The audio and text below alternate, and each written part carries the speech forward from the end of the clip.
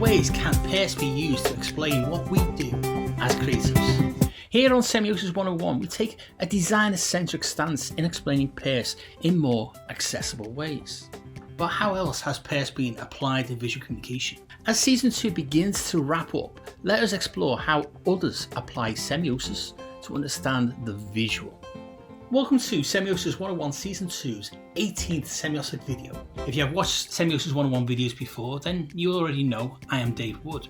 Season 2's semiotic theme is a semiotic Rosetta Stone, which is a metaphor to the unlocking and designer-centric translation of Charles Sanders Peirce's semiotic theory of semiosis.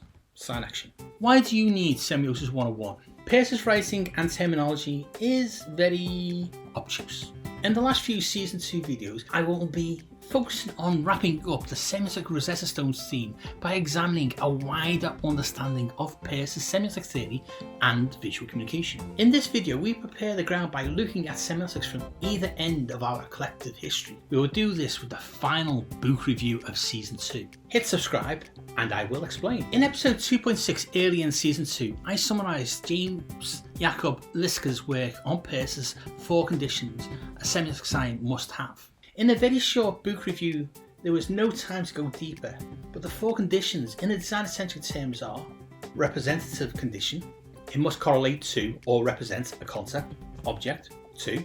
Presentative condition, it must have some sense or depth in its presentation of the representation. 3. Interpretive condition, it must articulate something to someone. 4. Triadic condition, it must mediate itself as a sign through the interrelationship of the first 3 conditions. This week I will be reviewing 2 other books on signs separated in time by thousands of years, but both applicable to how creators can understand a semiotic sign. Lister's work will help us frame the books. 2 books I will be reviewing essentially cover the roots of visual communication and contemporary semiotic design thinking. The 2 books separate the discussion of semiotic meaning by vast epochs of time. The first book takes us back to the Stone Age roots of recorded visual communication and symbolic behaviour, in the broadest definition of symbolic. This is The FireSigns, Unlocking the Mysteries of the World's Oldest Symbols by Genevieve von Petzinger. This book explains her thesis and research into what could be the first graphic visual language. The second book is FireSigns, a semiotic theory for graphic design by Skaggs, a great book on graphic design and Peircean semiotics. This book brings this week's video right up to the current state of applying semiotics into visual communication. Von Petzinger's The FireSigns situates us in the Paleolithic cave art of the Upper Stone Age. Forget your prejudices of brutish cavemen grunting. We are talking here about beautiful art on cave walls deep inside cliff faces and mountains where natural light does not penetrate.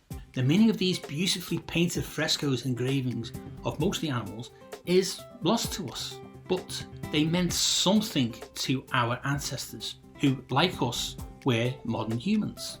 Modern humans with the same cognitive abilities, social structures, emotions, languages, cultures, and ability to represent something as something more than its mere depiction. The only thing separating them from us in the 21st century of gadgets, apps, etc. is materials and technology. They were restricted to natural materials from the available minerals, fauna and flora they could exploit. So what has this ancient human history lesson got to do with semiotics? We are talking about groups of humans who thrived as hunter-gatherers on the European steppe and painted depictions of Ice Age animals on cave walls that only a few of them could ever possibly see. The earliest cave art found is mainly European, in cave systems at the edge of the glacial sheets of the Ice Age.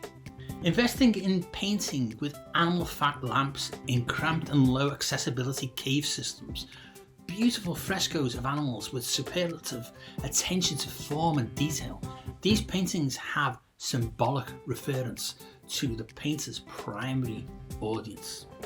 Von Petzinger acknowledges this art, but her book goes deeper than the image. Hidden in plain sight in the paintings are a taxonomy of 32 symbols. Her book focuses on those and what they possibly reveal.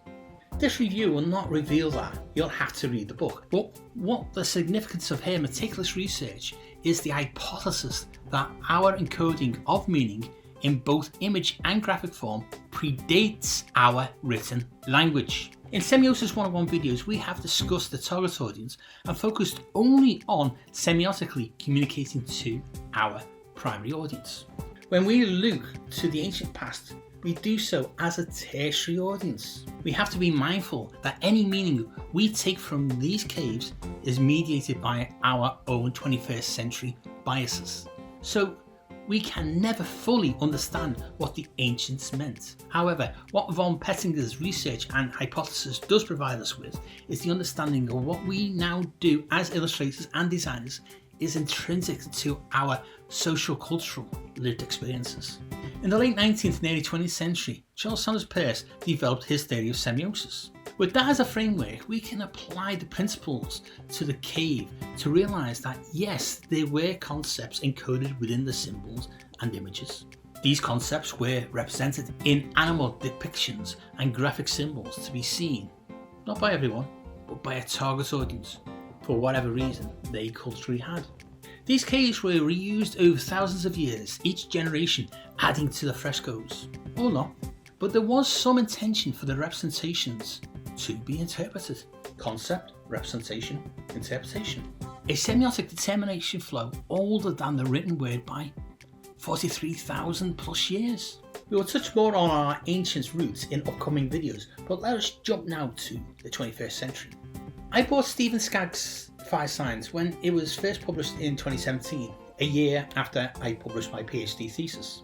This was significant to me as while I had been struggling with understanding and applying Peirce's semiotic theory in my PhD in Scotland, Skaggs had been writing his book in the USA.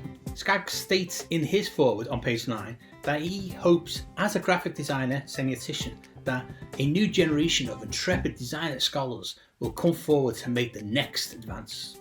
I first began to read FireSigns in 2017, around the time I was formulating what a semiotic Rosetta Stone meant to designers and illustrators. So at the time I only read half the book and paused. This was to give myself a chance to channel Peirce through my own visual communication design lens.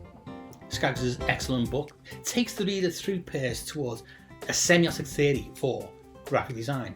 My demarcation for the semiotic Rosetta Stone was slightly wider in its disciplinary focus than FireSigns. So I did not wish to be too influenced or have to critique a fellow pilgrim through Peirce from my disciplinary area before I had my own take. This was a sensible position for me to take, as this would be 5 years before I conceived of the Semiosis 101 channel. I have also published, presented and workshopped many times since then.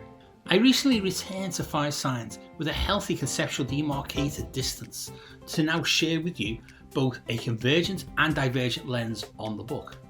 I really recommend Semiosis 101 readers to read FireSigns yourselves and then join us as intrepid Peircean semiotic designer scholars. Thanks to the COVID pandemic, I am still to meet Stephen Skaggs, as back in 2020 we were in communication and he was trying to organise to visit me and another colleague while Stephen was on a European sabbatical. Unfortunately, during this time I moved, virtually thanks to the first lockdown universities, and lost his correspondence on my old university email. If you watch this video, Stephen, I will be getting in touch for season 3, maybe 4. Over the coming final season 2 videos, I will be drawing on both the FireSigns and FireSigns books to help wrap up the semiotic Rosetta Stone theme.